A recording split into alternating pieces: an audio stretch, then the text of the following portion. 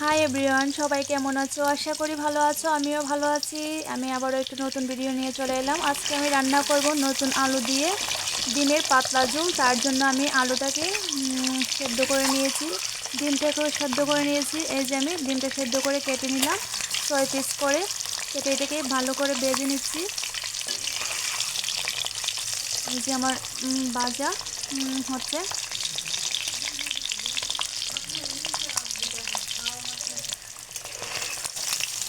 আমার ভাজা হয়ে গেছে। এখন আমি এগুলোকে নামিয়ে নিলাম।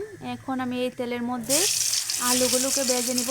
হলুদ আর লবণ দিয়ে আলুটিকে ভেজে নিব।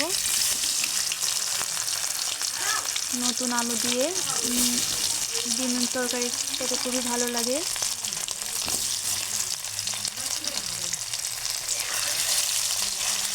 আমি আলু খেতে খুব পছন্দ করি। আমার সব তরকারিতে আলু দেওয়া লাগে, মাছ আলু না দিলে ভালো লাগে না।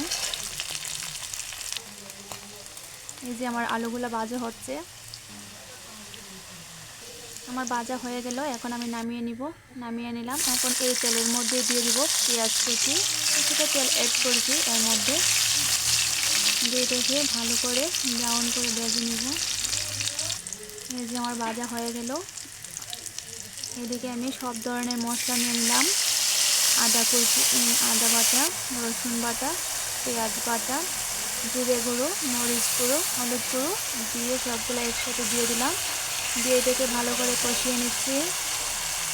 এই যে আমার উপরে তেল চলে আসছে, আমার কষানো হয়ে গেছে। এখন আমি এটাতে 2টা টমেটো কুচি দিয়ে দিলাম।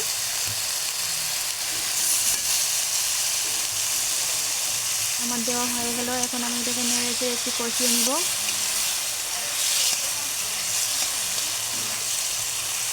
আমি একটু কষিয়ে নিলাম। এখন আমি কয়েকটা পেঁয়াজ পাতা দিলাম, কেটে কেটে লম্বা লম্বা করে।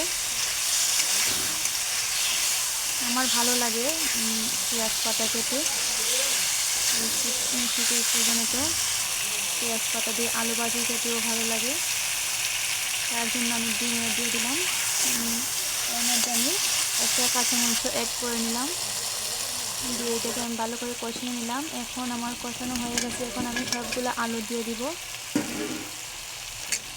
দিয়ে এটাকে আমি একটু কষিয়ে নিলাম।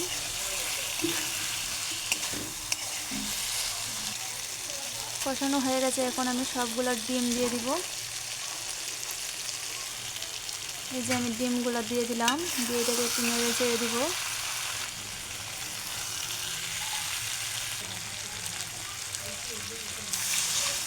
আমার নাড়াচাড়া হয়ে গেছে। এখন আমি একটু জল দিয়ে দিলাম।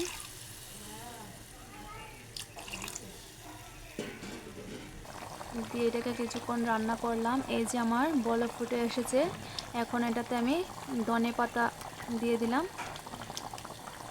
আমার রান্না শেষ, আমি নামিয়ে নিলাম। ভিডিওটা এই পর্যন্তই। সবাই ভালো থেকো। টাটা।